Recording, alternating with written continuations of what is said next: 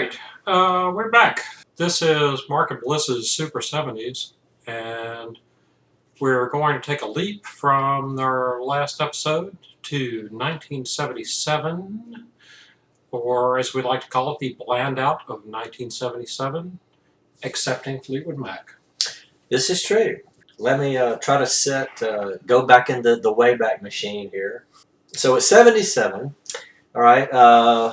Just got through our bicentennial. We inaugurated a new president, a peanut farmer, and governor of Georgia. Hunter Thompson voted for Jimmy Carter, by the way. He voted. He voted, and he voted for Jimmy Carter. Does that say something good about Hunter or Jimmy? Or the Dow closed the year at about 831. The average salary, I believe, income was right at about $15,000 a year. Rate of inflation, which was much higher then, about 6.5%. Ouch. Let's see. What else happened? Apple II computers went on sale. Voyager 1 and Voyager 2 were launched as unmanned missions into space. Dug those recent pictures of Pluto. I don't know about you. Movies of the year were, well, of course, Star Wars 4, A New Hope, which back then we just called it Star Wars. You had Rocky, and you had Smokey and the Bandit. I'm going to barbecue your ass in molasses. Jackie Gleason should have won an Oscar. He really should have. And actually, 3, watch Smokey and the Bandit 3, people.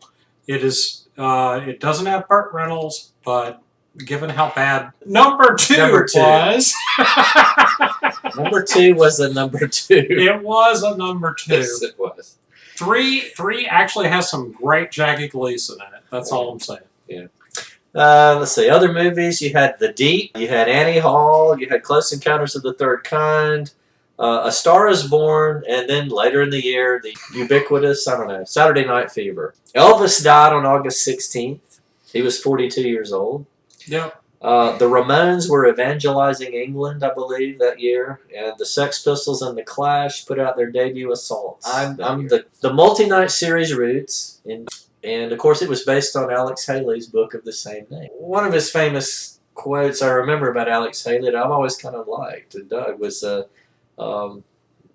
he said that he tried to find the good and praise it. Which it's we good are words going to. Yeah, I mean, we always try to do that, no matter how shitty something is. You know, we'd like to light a candle rather than curse the darkness, but or light a fart. Yeah, or farts are good too. For this show, this particular segment, I think Bliss and I are going to take more of the approach from maybe Ecclesiastes. While we agree with Haley's sentiments, we would also aver that to everything there is a season, a time to reap and a time to sow, etc., etc., etc. You know your Bible. And the birds. And in 77, it was a time to reap. There are many songs we'll be discussing that no one ever really wants to hear again. We're going to curse the darkness, and we're going to find the bad and say lots of snarky things about it. Okay. Just a preview of upcoming events. The number 1 songs of 1977, and I personally consider 1977, as far as number 1 songs go, Bliss might disagree, but I think that 77 was the absolute nadir or nadir, however you pronounce it, of suckiness for number 1 songs. There have been other kind of bad years over in the history of the charts, from 55 through today, 2015. But I would say, for my money, 77 was the absolute worst. It was tough. It was a tough year. Let's just quote lyrics here. And sometimes when we touch, the honesty's too much, and I have to close my eyes and hide behind this album. That was the level of Sentimental Schmaltz in 77. So, before we begin, in consideration of you, our 2-person audience, or however many you are out there, or hi Mom, hi Dad, you might need a refreshment of some sort, and I would strongly advise you to get one of these. My partner and I have come prepared.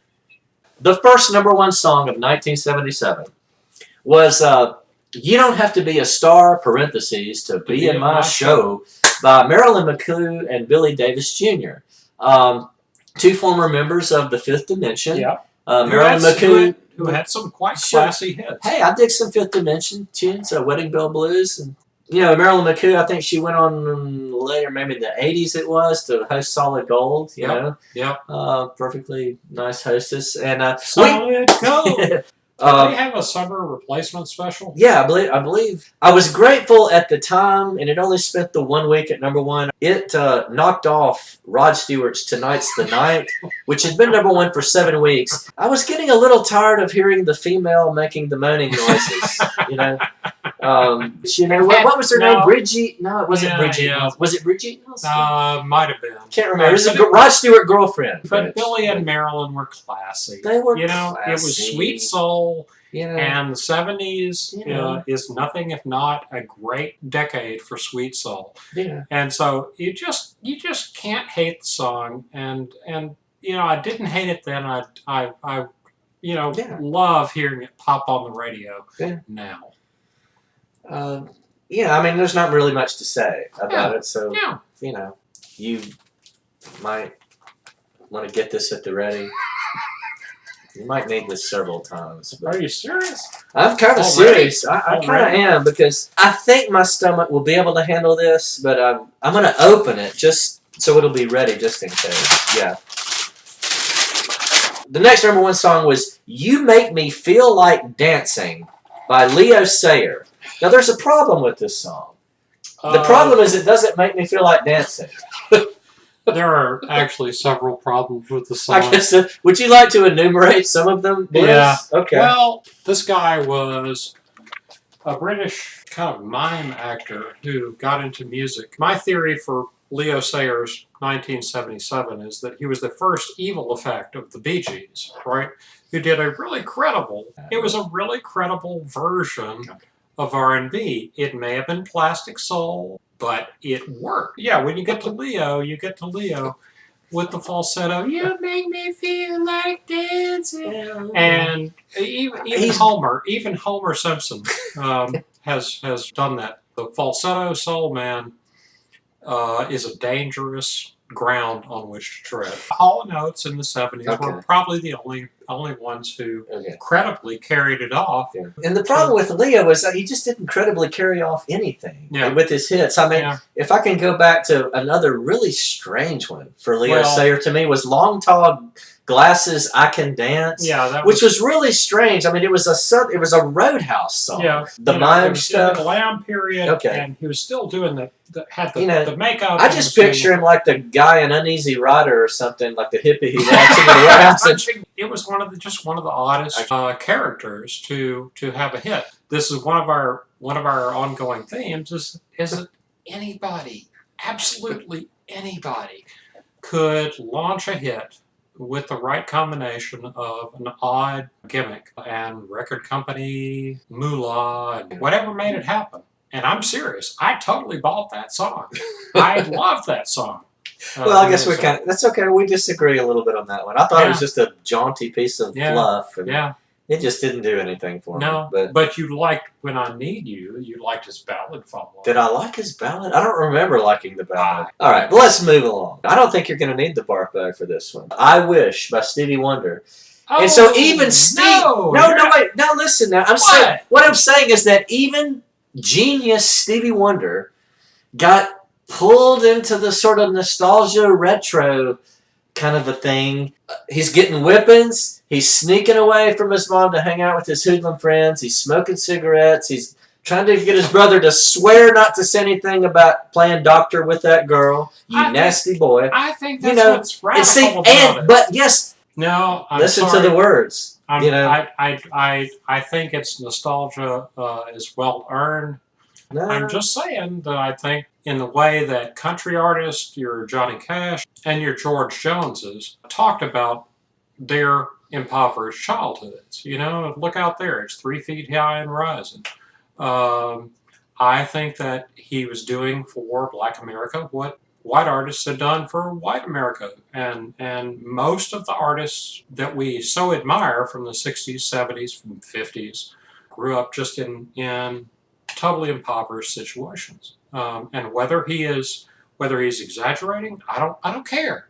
I mean, we grew up lower middle class. We didn't nobody. We didn't just go, Mom, give me an Atari, and Mom gives you an Atari. This shit just didn't happen for us. Okay, so we can at least relate to, not having stuff and not being given everything.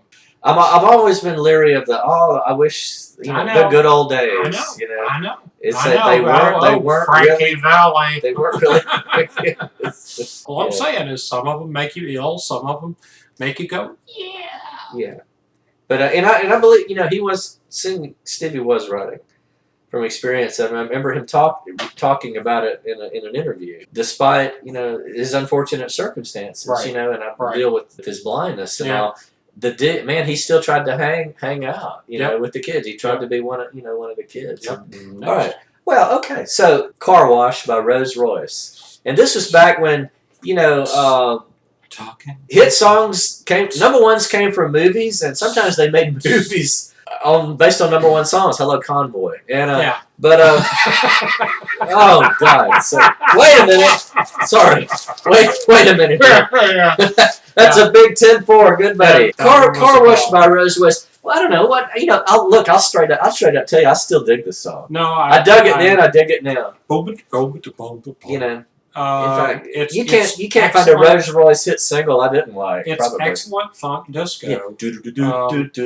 And it's just impossible to argue. Funky bass runs. And it's working at the car wash. And I did a movie. I wasn't another Richard Pryor 70s. He was in there. We just dig the song. It was funky to say car wash. How many songs have been written about car washes? Well, there was a Springsteen song off of one of his collections.